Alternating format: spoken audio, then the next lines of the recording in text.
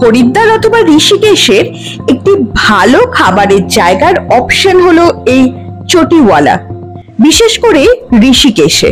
অবশ্যই নিরামিষ খাবার দাবার, কিন্তু পরিষ্কার পরিচ্ছন্ন এবং এদের খাবারের কোয়ালিটি এবং কোয়ান্টিটি দুটোই বেশ ভালো। হরিদ্বারেও আপনারা গঙ্গার ধারেই পেয়ে যাবেন চটিওয়ালার বেশ কয়েকটি আউটলেট।